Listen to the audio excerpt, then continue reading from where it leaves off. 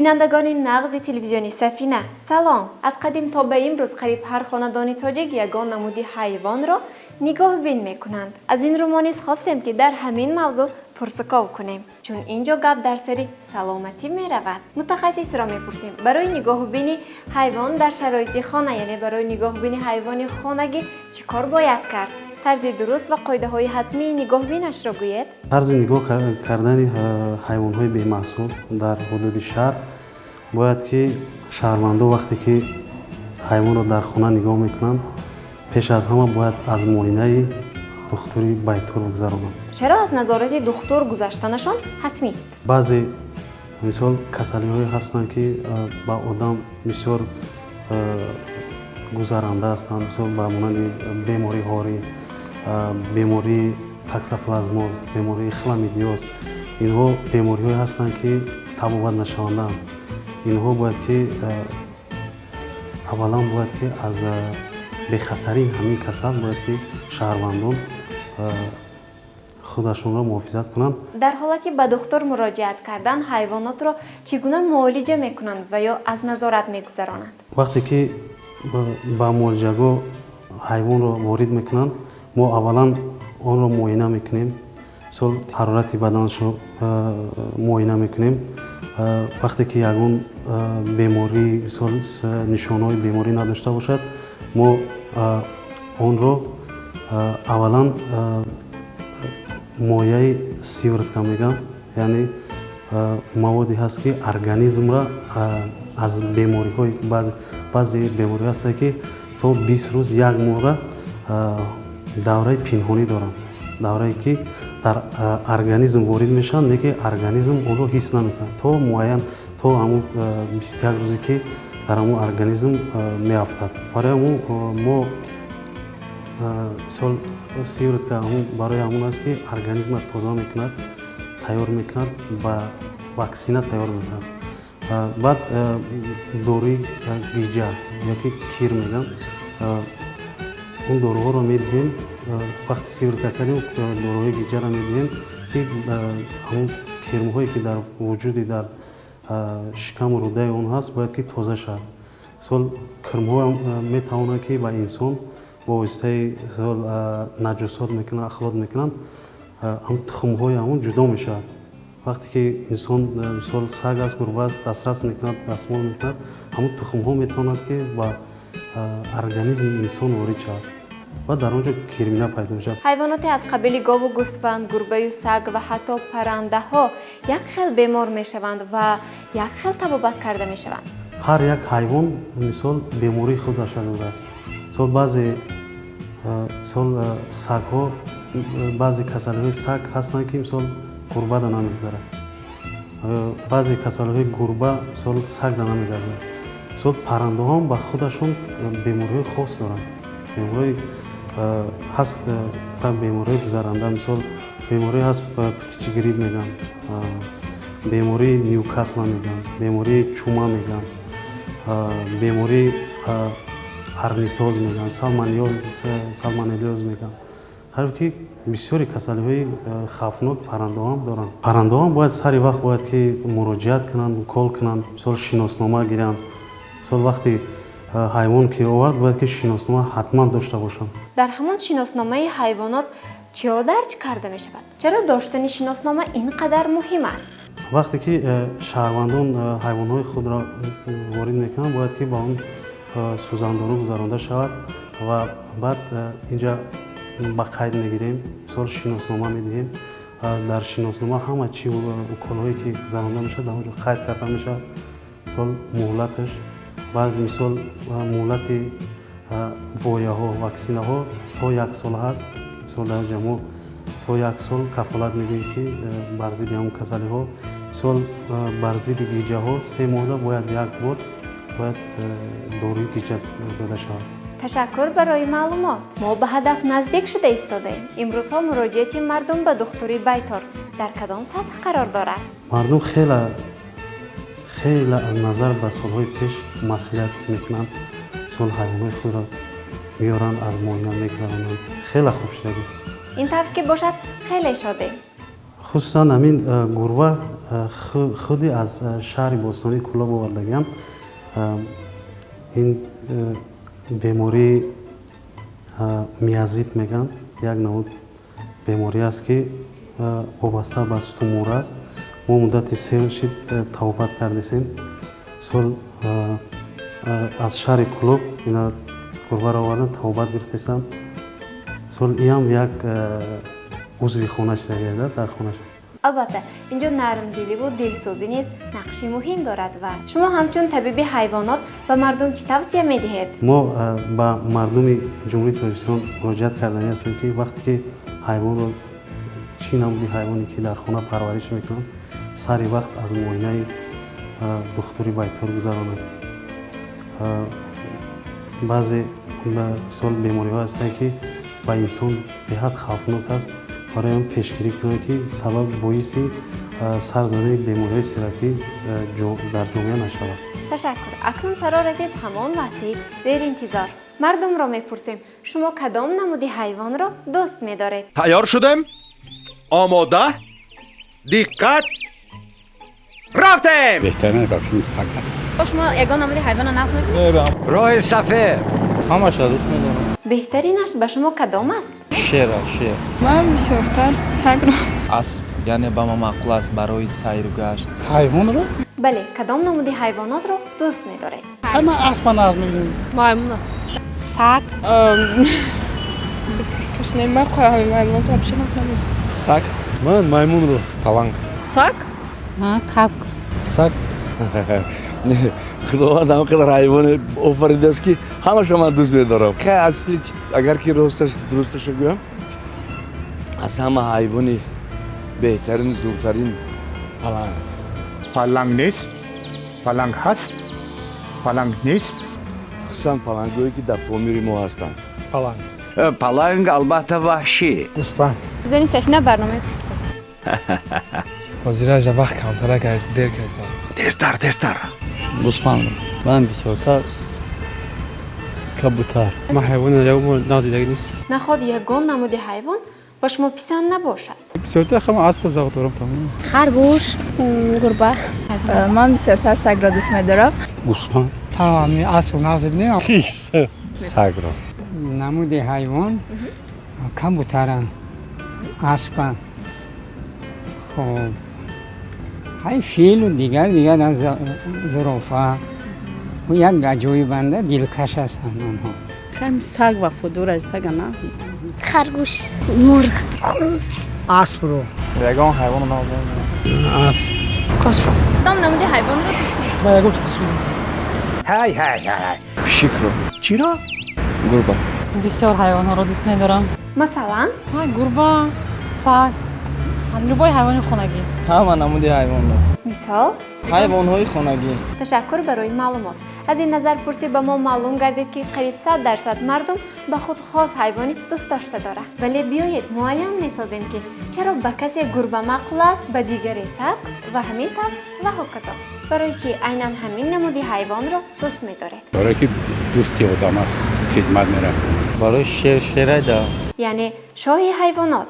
شاه حیوانات آفرین. بابای زور هیچ کس نمیرسد. از دیگر حیوانات فرق دارد. مثلا گربه را شو می‌بینم، گنده می‌بینم. اصلا ناز می‌بینم. чаро вафодор аст? وفادار است، بسیار وفادار است. اگر ای میدکیش که هیچ وقت کرام شد، تا وفادار می‌ماند. аспро ба ман рондани вай хеле маъқул мебошад ки барои мисол ба сайру гашт ба кӯҳҳо меравам барои ҳамон ба ман хеле писанд аст. سوار میشه کسایت میگیره. وفادار است Не знаю, как-то равнодушно более отношусь. шояд аз он сабаб бошад ки саг дар миёни ҳайвонҳо вафотарин аст, бо вафо ҳаст ва ҳатто дар бораи ӯ филм ҳам гирифтанд, яъне вафодории сагро, яъне ки ба мардум нишон додагӣ ҳастанд ва вохеан ҳам вақте ки мисол мо дар ҳаёти худ мисол вақте ки бо якчанд ҳайвон вомехӯрем, мо ба худамон як хулоса бароварда метавонем ки саг яъне ки меҳри дигар дорад, вафои дигар дорад, ки яъне ки мо инро ҳис карда метавонем. برای حیوانی نازه. صفتش تنها معقول است. برای کم خانه بونی میکنه هم برای یک وفادار میباشد. برای که شروع میخواند دوست دارم زود است. و یک حیوانی که خودش نگاه می‌دارد، فرزندش را تربیت می‌کند و کدام وضع‌بینی‌هایی که باشد توب می‌آورد. برای من دم چی زندگی میکنم؟ پریمورسکی کرای اونجا دم بسیار الان انا گاو در کجا؟ برای سالم گوسفند. گوسفند بهترین چیه؟ بهترین حیوان است. کبوتر وضعی بس خوشخوانی است. аймайдак мо дар қишлоқ калон шудагим мумкинам аймайдак мо асп посбошта гаштагим барои ҳамин чунки волои мак намедонам шояд дар вақти кӯдакиам доштам барои он ки саг бисёр содиқона ба хизмат мекунад ба соҳибаш боз ҳам бисёр чӣ хел гӯям милинки аст ва маъқул аст. беҳтарин мол дар назар Адгар ҳайвон шавмадон нигоҳ намекунем дар хона. برای زود چشم خواب میکنم. شوخ بنمایید. از همه کورهای چی بیرون است؟ чӣ хел корҳо کورهای افلاسی. اگه کس کار ندارم فقط کورخچه میکنم. برای وفادار است. برای کی زیبا است. برای کی تخم میکند میخوریم. برای کی شو است. اسب این بهترین حیوان دوست انسان میباشد. یک چند روایت ها است که در کتاب ها آمدگی اسب 12 ساعت اول در حق صاحب خودش از درگاه خدا رزق صاحبش را طلب میکند. بعد 12 ساعت از درگاه خدا رزق خودش را طلب میکند. بهترین حیوان دوست انسان همه حادثه هایی که مثال زمین جنبی این خیلی چیزها رو اسب میفهمد حس میکند. маъқул меҳайвон که اسب بهترین حیوان است. اسب دوانی رو دوست ندارم. خودم از خوردی با اسب کلام شدگی. Они милые. Потому что они милые, приятные и всегда рядом с тобой урчат. Это приятно. این حیوان ها برای آدم رو با چی میکند؟ برای چطور بودن؟ آدمگری‌تر آرام هم خیلی عصباش هم آرام میکند با دوستداری وای میکند جلب میکند نه؟ با خاطری که از اون منفعت زیادتر است. فهما. تشکر برای معلومات و اکنون باشد سوال نوبتی را پیشنهاد میکنیم و معین میسازیم که آیا مردم در خانه خود یگان نمودی حیوان را نگاه بین میکنند؟ نه متاسفانه. گاو داریم ها سگ داریم خرگوشک داریم. بله مادرم خیلی پیشک رو ناز میبینه پیشک رو نگاهبین میکنه و من خیلی سگ رو ناز میبینم. بله اسب نه آخه یگان рости пештар нигоҳ бин мекардам айни ҳол не сагро کب نه نه من وقت ندارم. از دخانه ما حیوان جدا بسیار هم پیشک هست هم سگ هست. یک دخترچه سیوینو خون داریم.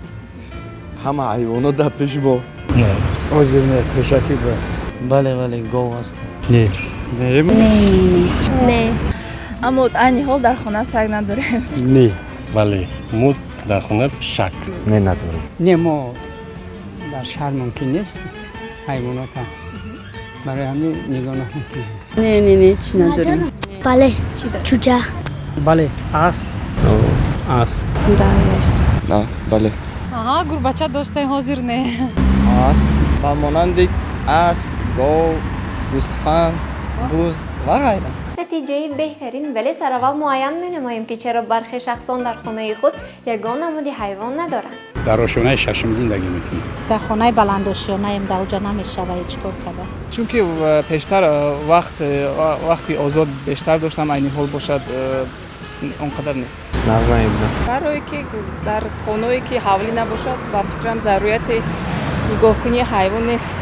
برای که من کودک‌های تربیت میکنم. در شهر مشکل. کوارتیر دادم. حوزی من کرده اگه حکومت با شهر دم بشینه برای هم خواهم نگاه کردن نمیشه. نگاهبین کردگی نیست. خیلی سکسی با زندگی میکنم یگان هم نام حیوان ندارم ممکن هم نیست. حیوان فقط در حولی می شود نگاه بین کردن در خانه‌های اتاجی نمیشه. барои он ки айни ҳол мо ба хонаи нав кӯчидем онҷо заминӣ нест аз ин сабаб ҳол надорем аммо дар оянда албатта мегирем. دست سکسی امکانیت نگاه کنی نداره. حتی گربه سگ هم نداره. خونه اون جامون تنگ است. دی یگون نه گربه نه سگ یگون سرم. آخه فروختیم شد. های کلان شد دادیم حوالی با دادیم. تشکر برای آزاد بیانی. اکنون معین می نماییم که چرا برخی از شخصان در خانه خود حیوان نگهبین میکنند. برای گاو شیر هم میخریم. برای که معقوله ما سگ خیلی وفاداره هم خرگوشه که خودم نقص میبینم که سالی خودم که خرگوشه که نقص میبینم خرگوشه که برای که خاصیت نقص داره سوار بشه همه کسایت هم میره و آوازی نقص داره دیگه که ما همون در کار که یک پشک یا یک پسک داشته باشیم این عادت تاجیکو اولین مایده کسه با هم سبا خیلی برای خونه ده خوجگی خونه فایده داره برای که موش بسیاره موش سوره میگیره کلون شد و تخم میکنم میخوریم. حقیقت رو گفت. اسب رو دوست میدارم. شغلی اسب‌بازی دارم. چگونه اسب‌ها دارید؟ من اسب‌های ذاتی تاجیکی رو تربیت میکنم که یکتاش با لقب لکسوس توروک، یکتاش جیران نامش تاج محل. تاج محل در بازی‌های ملی بزکشی اشتراک میکند و توروک یعنی لکسوس در بازی‌های پایگاه ملی تاجیکی اسب دوانی اشتراک میکند که بهترین نمایش‌ها در تمام بازی‌ها جاهای نمایان اشغال میکند. آنها از همدیگر فرق دارند؟ اسب‌های پایگاه اسب‌های اساساً باریک، چولک، چقان. اسب‌های بزکشی هم همین خیلی چولک، اما اسب‌هایی که در بزکشی اشتراک میکنند و اسب‌های جستن سال کلانتر میشد که در توده ها کار بیاد، کارشویان باشد. اسب‌های بزکشی سال کلانتر جستن، اسب‌های پایگاهچی کلان هم میشد. نه آنها بسیار دویدن با که مشق میکنند سال باریک، چولک و чакон. Аз хурди аз падару бобо мерос мондагӣ. Просто это милое домашнее животное, которое успокаивает. Потому что мне нравится, и поэтому завел кошку. خاطری که از اون با ما منفعت به دست میاد. تشکر برای جواب‌ها و اشتراک در برنامه پرسکال. اکنون باشد خلاصه نظرسنجی را منظورتان می‌سازیم. اکنون اساس هست. از 100% مردمی که در پرسکال مذکور اشتراک کردند، همگی 70% در خانه خود یگان نمودی حیوان را نگهبین نمی‌کنند و باقی مانده 30% دیگر باشد در خانه خود حیوانات خانگی را نگهبین می‌کنند. ما انسان‌ها دلسوزیم و همیشه به محبت و دلسوزی نیاز داریم. با امید آنکه غمخوار همدیگر میمانیم خیر میگوییم. دوستان عزیز تا پرسکال دیگر امان باشید.